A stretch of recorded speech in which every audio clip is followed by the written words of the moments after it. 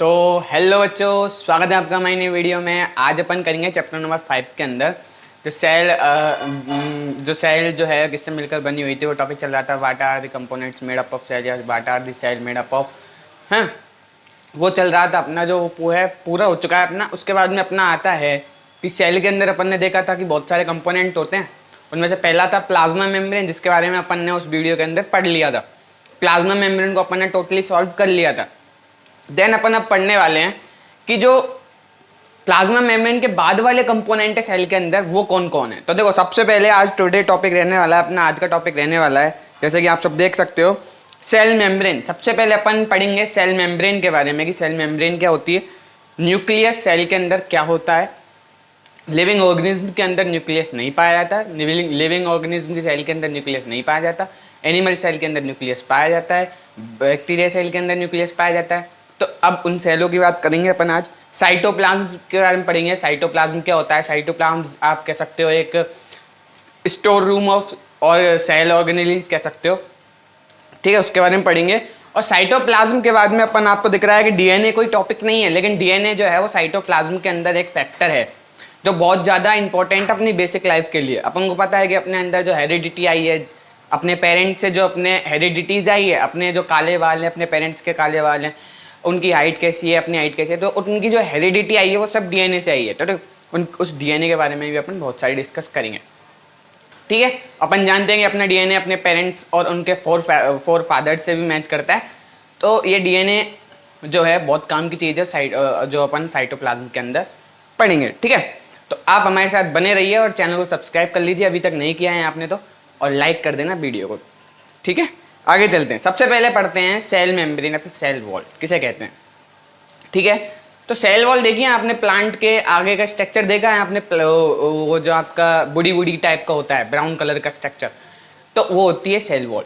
वो cell wall क्या करती है, प्लांट को एक शेप देने का काम करती है कि प्लांट को एक शेप मिल जाए, सीधा प्लांट हो जाए या फिर थोड़ा सा टेढ़ा है तो टेढ़ा हो जाए। तो वो एक रिजिड स्ट्रक्चर देती है किसको, प्लांट्स को। यही सेल वॉल जो है वो एनिमल्स के अंदर होती है। लेकिन प्लांट्स और एनिमल में डिफरेंस क्या है, प्लांट्स की जो सेल वॉल है ना, वो सेल्यूलोज की बनी होती है। सेल्यूलोज एक हार्ड मैटर, आप कह सकते हो हार्ड मटेरियल है, विच प्रोवाइड रिजिडिटी या फिर which provide strength to the stem of plant और एक ट्री, ठीक है। लेकिन जो सेल या फिर जो सेल वॉल जो है वो एनिमल्स के अंदर पाई जाती है, वो सेल वॉल जो है वो मिलकर बनी होती है पेप्टिडोग्लाइकन की।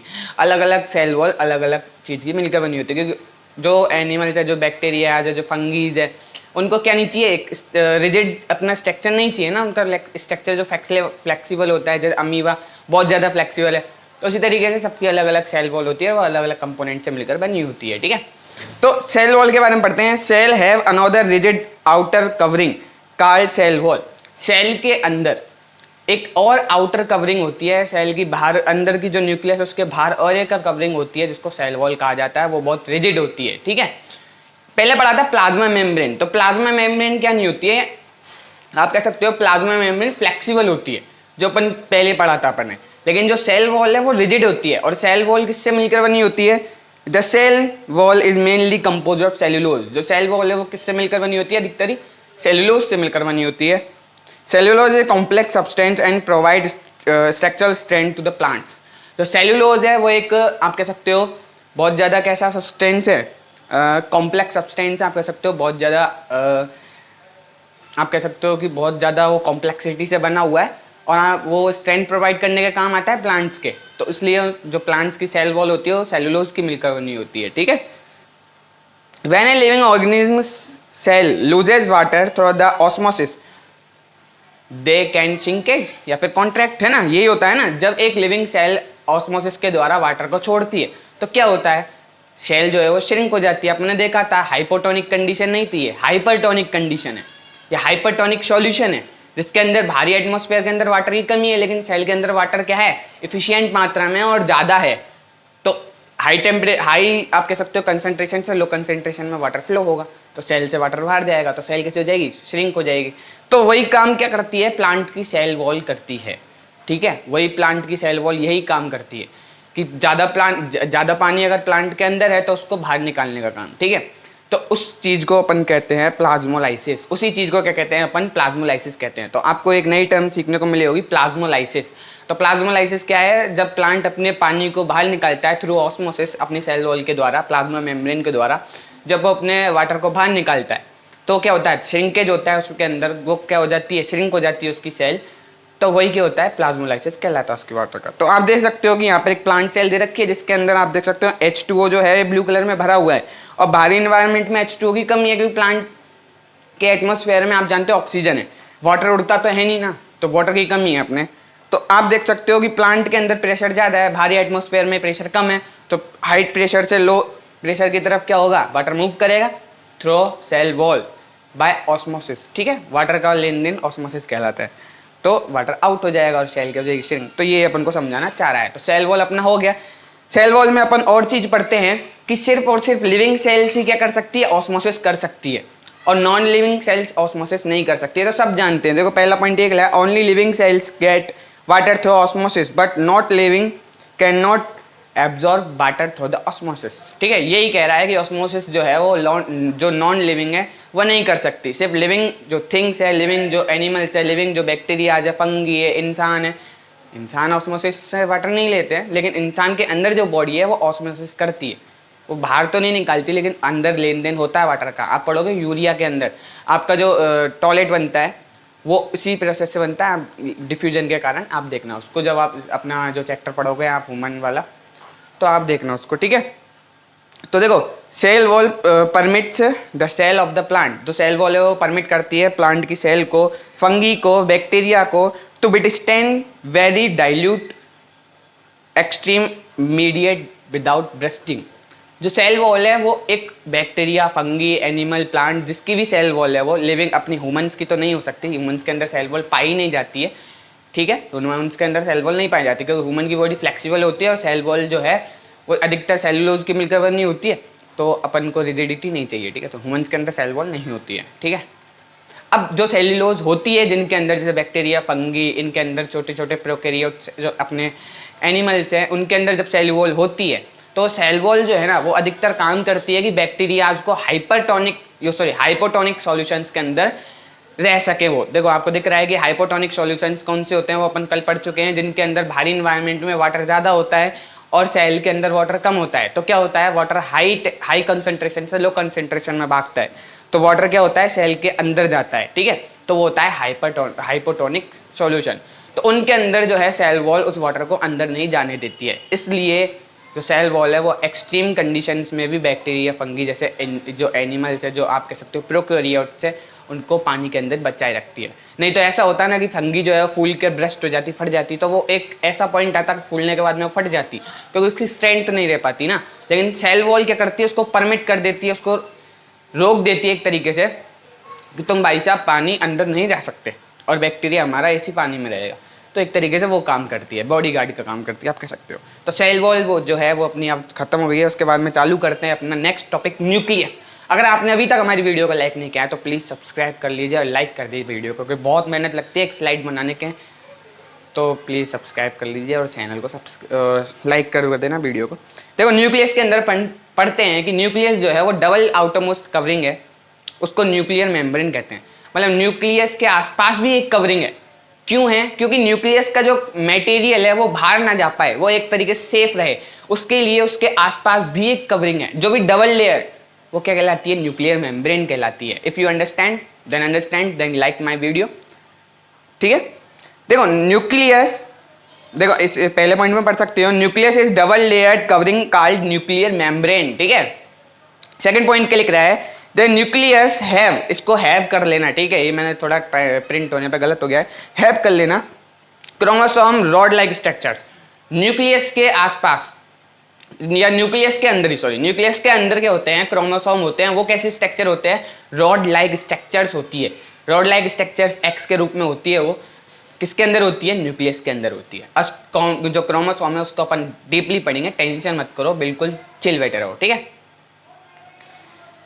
देखो the nucleus play certain role या central role in cellular reproduction. जो न्यूक्लियस है वो एक बेहतरीन बीच का रोल अदा करता है अपना, किसके अंदर, सेलुलर रिप्रोडक्शन के अंदर। मतलब एक सेल से ही दूसरी सेल बनने वाली जो प्रोसेस होती है उसके अंदर न्यूक्लियस जो है वो बहुत ज़्यादा भागीदारी देता है अपने। क्यों देता है? क्योंकि जब एक सेल डिवाइड होती है तो उसके अंदर न्यूक्लियस भी डिवाइड होता है, ठीक है। लेकिन अपने ह्यूमंस के अंदर जो न्यूक्लियस जो सेल्स है उनके अंदर न्यूक्लियस नहीं होता। लेकिन जो जैसे अमीबा की सेल है, जब वो अपने रिप्रोडक्शन करती हैं तो न्यूक्लियस भी डिवाइड होता है, उसके स्ट्रक्चर के साथ में न्यूक्लियस भी डिवाइड करता है। तो उस काम के लिए जो सेलुलर जो रिप्रोडक्शन है उसके लिए न्यूक्लियस जो है बहुत ज़्यादा सेंट्रल रोल अदा करता है, ठीक है। यही बात बताना चाह रहा है ये। The process by which a single cell divides and form two new cell. और ये कब करता है? जब एक सिंगल सेल जो है दूसरे सेल को बनाती है, तब ये अपना रोल अदा करता है। उसको कहते हैं सेलुलर रिप्रोडक्शन, है ना। जब एक सेल अपने जैसे दूसरे सेल को बनाती है जिसके अंदर न्यूक्लियर डिवाइड होता है तो उसको कहते हैं सेलुलर रिप्रोडक्शन, ठीक है। In some organism like bacteria the nucleus region of the cell may be poorly defined due to absence of nuclear membrane. देखो कुछ ऐसे प्रोकैरियोट छोटे एनिमल्स जैसे बैक्टीरिया हुआ, फंगी हुई, उनके अंदर न्यूक्लियस के आसपास जो न्यूक्लियर मेम्ब्रेन है ना वो कभी कभी डिफाइन होती है, मतलब अधिकतर नहीं होती है, ये मानो होती ही नहीं है। तो क्या होता है, जो न्यूक्लियस है उसके पास मेम्ब्रेन है नहीं तो एक जगह तो स्टेबल रहेगा नहीं, तो आसपास साइटोप्लाज्म में कहीं भी डोलता रहता है। साइटोप्लाज्म में पढ़ेंगे आप टर्म से, बिल्कुल भी टेंशन मत कीजिए, साइटोप्लाज्म आपका अगला ही है, ठीक है, आने वाला है। तो न्यूक्लियस है वो साइटोप्लाज्म में क्या होता है, ऐसे ही ऐसे उधर उधर घूमता रहता है, क्योंकि इसके पास क्या नहीं है, न्यूक्लियर मेम्ब्रेन नहीं है। न्यूक्लियर मेम्ब्रेन क्या करती है? न्यूक्लियर मेम्ब्रेन क्या करती है? उसको बांध के रखती है, ठीक है, समझ में आया आपको? ठीक है, शाबाश। Such an undefined nuclear region contain card nucleoid. जो अनडिफाइंड न्यूक्लियस है, जो आप कह सकते हो हिलता डुलता जो न्यूक्लियस है जिसके आसपास न्यूक्लियर मेम्ब्रेन नहीं है, वो न्यूक्लियस अब न्यूक्लियस तो नहीं कहलाएगा, तो क्या कहलाएगा? न्यूक्लियोइड कहलाएगा। क्या कहलाएगा? न्यूक्लियोइड। और ऐसे जो एनिमल्स होते हैं उनको कहते हैं प्रोकैरियोट्स। मैं हाइलाइटर से मार्क करता हुआ जा रहा हूँ, उसको कहते हैं प्रोकैरियोट्स। ऐसे एनिमल्स जिनके अंदर न्यूक्लियस के आसपास न्यूक्लियर मेम्ब्रेन नहीं पाई जाती वो कहलाते हैं प्रोकैरियोट्स, ठीक है। ये पहले यूकैरियोट्स से पहले प्रोकैरियोट्स आए थे, आप कह सकते हो, ठीक है। और जिनके अंदर ये चीज पाई जाती है, only have nuclear membrane, organism have nuclear membrane, क्या कहलाते हैं वो? यूकैरियोट्स, ठीक है। जिनके पास ये न्यूक्लियर मेम्ब्रेन जो है वो पाई जाती है वो कहलाते हैं यूकैरियोट्स, ठीक है। अगर आपको आपको वीडियो अच्छा लग रहा है तो लाइक कर देना और अपन चलते हैं अब आगे। देखो न्यूक्लियस में आपको दिख रहा है प्रोकैरियोट और यूकैरियोट का मैं आपके सामने डायग्राम ला के रख चुका हूँ, जो आपको दिख रहा होगा। तो आप देख सकते हो प्रोकैरियोट के अंदर आप देख सकते हो न्यूक्लियर का कोई भी एक क्या नहीं है, सरकमफेरेंस नहीं है। न्यूक्लियस जैसा है वैसा पड़ा है, उसको मन करे जहां जाएगा, क्योंकि उसके पास क्या नहीं है, न्यूक्लियर मेम्ब्रेन नहीं है जो उसको बांध सके। देख लो आप, एक ऐसा मतलब तिरछा उड़छा हो रहा है, इधर से ऐसा हो रहा है, ठीक है। लेकिन आप उधर देखो यूकैरियोट्स के अंदर, इधर देखो न्यूक्लियस जो है वो बिल्कुल न्यूक्लियर मेम्ब्रेन से घिरा हुआ है, एकदम कॉम्प्लेक्टली न्यूक्लियस जो है उसके अंदर फिट है। तो देखो डिफरेंस पता चल गया। और यहाँ पर जो न्यूक्लियस है वो कहीं भग नहीं सकता, इस यूकैरियोट सेल के अंदर न्यूक्लियस कहीं नहीं जा सकता, ठीक है, क्योंकि एक जगह फिक्स है। लेकिन देखो यहाँ पर प्रोकैरियोट्स के अंदर न्यूक्लियस की कोई मेम्ब्रेन नहीं है। और आपको एक चीज और देखने को मिलेगी, जिनके अंदर कोई न्यूक्लियस की मेम्ब्रेन नहीं है ना, उनके अंदर सेल ऑर्गेनेल्स भी नहीं होती हैं। देखो क्या प्रोकैरियोट के पास आपको सेल ऑर्गेनेल्स दिख रही है? नहीं दिख रही, आपको सिर्फ ये दिख रहे हैं, राइबोसोम दिख रहा है और कुछ नहीं दिख रहा। राइबोसोम क्या करता है? आरएनए इनका फॉर्मेशन करता है, तो आपको राइबोसोम बड़ी क्लासेस में पता चलेगा। तो देखो सिर्फ राइबोसोम दिख रहा है, not any cell organelles you have found, ठीक है। लेकिन आप यूकैरियोट्स के अंदर देखो जरा, देखो इसके अंदर आपको गोल्गी बॉडीज दिख रही है, इसको आपको एंडोप्लाज्मिक रेटिकुलम दिख रहा है, इसमें आपको साइटोप्लाज्म जो है वो अच्छी तरीके से डिफाइन है, ठीक है। इसके अंदर आपको बहुत सारी चीजें हैं जो प्रोकैरियोट्स के अंदर नहीं है। तो प्रोकैरियोट्स जो है ना वो अपने आप को विकसित करते गए और वो किस में चेंज हो गए? यूकैरियोट्स में चेंज हो गए। तो ये क्या है? इवोल्यूशन से जुड़ा हुआ पॉइंट है, तो इससे आप समझ सकते हो, ठीक है। पहले क्या नहीं थी, जो पहले जो एनिमल्स आए थे, पहले जो ऑर्गेनिज्म आए थे अर्थ में, उनके पास क्या नहीं थी? अपनी न्यूक्लियस के पास आसपास न्यूक्लियर मेम्ब्रेन नहीं थी। वो कह सकते हो आप वो अनडेवलप्ड थे। लेकिन जैसे ही वो डेवलप होने लगे उनके पास सेल मेम्ब्रेन आ गई, उनके पास अलग अलग फीचर्स आ गए, सेल ऑर्गेनेल्स आ गए। तो आप देख सकते हो यूकैरियोट्स के अंदर सेल ऑर्गेनेल्स भी है। तभी तो आप देखते हो कि वायरस जो एक प्रोकैरियोट है, उसको आगे पढ़ते हैं, टेंशन मत करो, अभी धीरे धीरे बताऊंगा। तो देखो न्यूक्लियस पे अपन थोड़ा और चर्चा करते हैं कि न्यूक्लियस कंटेन करता है क्रोमोसोम्स। न्यूक्लियस जो है वो किसको कंटेन करता है? क्रोमोसोम को कंटेन करता है। या फिर आप कह सकते हो न्यूक्लियस के अंदर क्रोमोसोम पाए जाते हैं। और क्रोमोसोम अपन ने पढ़ा था कि क्रोमोसोम क्या होते हैं? एक रॉड लाइक स्ट्रक्चर है जो न्यूक्लियस के अंदर पाई जाती है, और rod like structure x shape में बनती है वो क्रोमोसोम, अपन देखेंगे, ठीक है। Chromosome contain information for the inheritance of feature from parents to generation, next generation. जो क्रोमोसोम है ना, उनके पास ही क्या होती है, इंफॉर्मेशन फिट होती है, जो कि कहाँ जाती है, पेरेंट से उनके बच्चों के अंदर जाती है, क्रोमोसोम्स के अंदर। क्योंकि क्रोमोसोम्स जो हैं वो डीएनए की और हिस्टोन प्रोटीन की बाउंडिंग या फिर बाइंडिंग से बने हुए हैं। तो डीएनए जो है वो अपने पेरेंट से डीएनए, अपनी मदर का डीएनए एक बच्चे के डीएनए में पहुँचता है। तो ठीक है, तो क्रोमोसोम जो है वो अपने अंदर इंफॉर्मेशन स्टोर रखता है, ठीक है। तो ना next generation in form of DNA, और किस फॉर्म में रखता है स्टोर अपनी इंफॉर्मेशन को, डीएनए के फॉर्म में स्टोर रखता है। और डीएनए को अपन कहते हैं डाईऑक्सीराइबो न्यूक्लिक एसिड, ठीक है। ये डीएनए की क्या है, फुल फॉर्म है, जिससे वो अपने आप को जो क्रोमोसोम में अपने अंदर इंफॉर्मेशन फिट करके रखते हैं, वो किसके फॉर्म में रखते हैं, डीएनए के फॉर्म में, जो एक जनरेशन से दूसरी जनरेशन में कैरी होता है, ठीक है। Chromosome are composed of DNA and protein. अब यहाँ पे प्रोटीन का नाम नहीं दे रखा, आप लिख सकते हो हिस्टोन प्रोटीन। जो डीएनए है वो कंपोज्ड होता है, वो बना हुआ होता है, वो बाइंडिंग करके बना हुआ होता है किसके साथ में, सॉरी, जो क्रोमोसोम है वो बाइंड अप होता है किसके साथ में, डीएनए के साथ में और हिस्टोन प्रोटीन के साथ में। ये दोनों डीएनए और हिस्टोन प्रोटीन एक साथ बाइंड करते हैं एक दूसरे को, फिर क्या बनता है, क्रोमोसोम बनता है। और अब क्रोमोसोम बनने से पहले क्रोमेटिन फाइबर बनता है, ठीक है, अभी देखेंगे। देखो, functional segment of DNA called jeans, जो आप कह सकते हो जो डीएनए के जो छोटे छोटे पार्ट्स हैं वो जीन कहलाते हैं। अभी अपन जब डीएनए की स्ट्रक्चर देखेंगे तब आपको जीन की स्ट्रक्चर भी मैं बताऊंगा। और जीन ही ऐसे हैं जो एक पेरेंट्स के अंदर अलग अलग जीन होते हैं, तो वही जीन उस बच्चे के अंदर जाते हैं, तब डीएनए बहुत ज़्यादा मेजर रोल प्ले करता है अपना, ठीक है।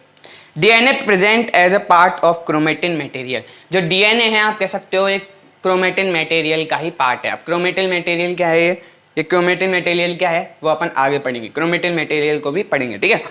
Chromatin material is visible as enlarge mass of thread like structure. Chromatin material आप कह सकते हो एक इनलार्ज क्या है, थ्रेड लाइक स्ट्रक्चर है, जो किसके अंदर प्रेजेंट होती है, क्रोमोसोम के अंदर, ठीक है।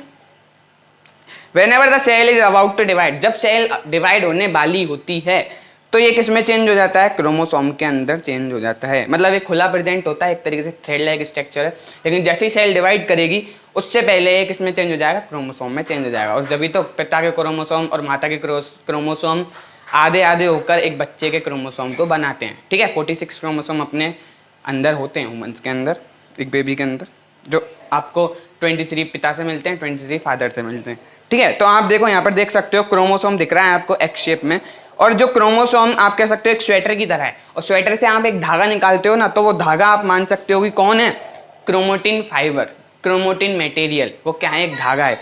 और यही क्रोमेटिन मटेरियल यहाँ पे येलो येलो दिख रहे हो ना, ये है हिस्टोन प्रोटीन। और हिस्टोन प्रोटीन के आपके आसपास देखो बहुत ज्यादा पतला धागा दिख रहा है, तो ये पतला धागा जो है वो डीएनए है, जो हिस्टोन प्रोटीन के साथ में क्या है, बाइंड अप है।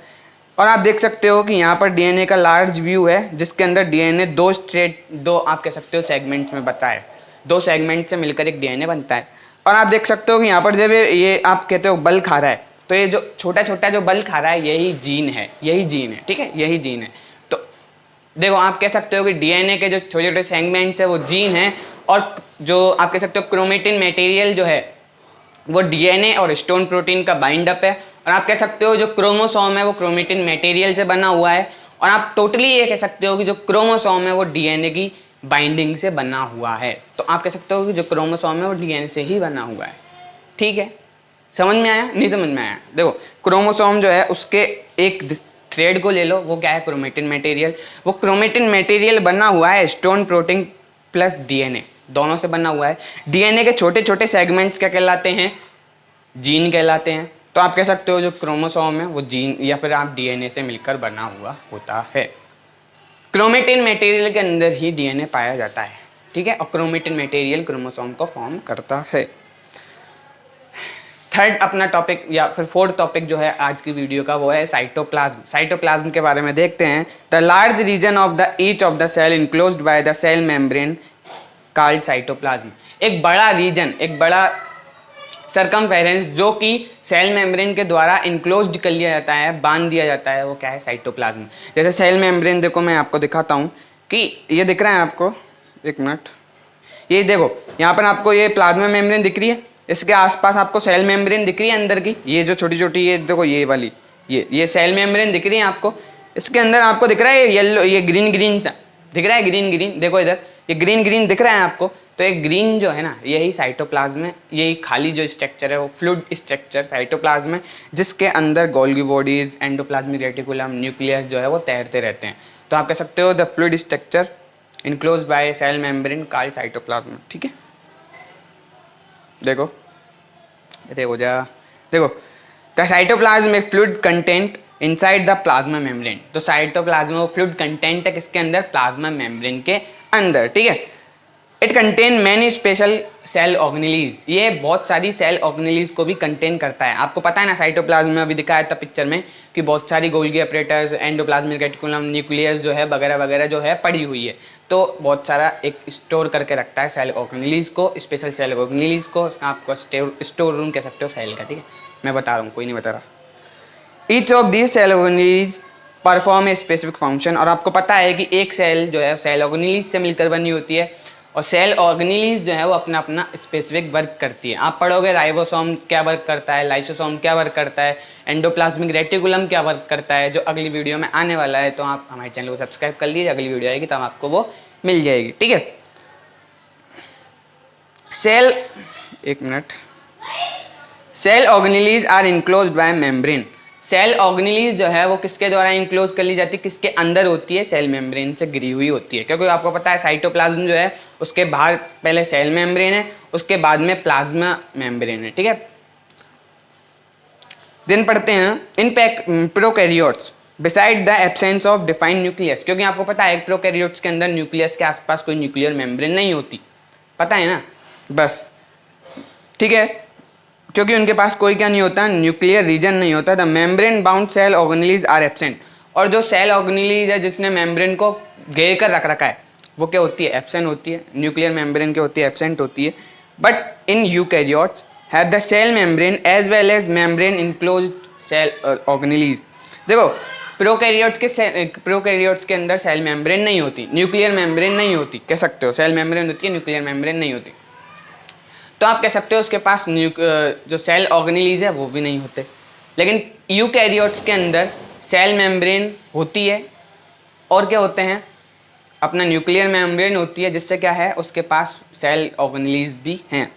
तभी तो एक एग्जांपल है, देखो, the significance of membrane can be seen with the example of virus.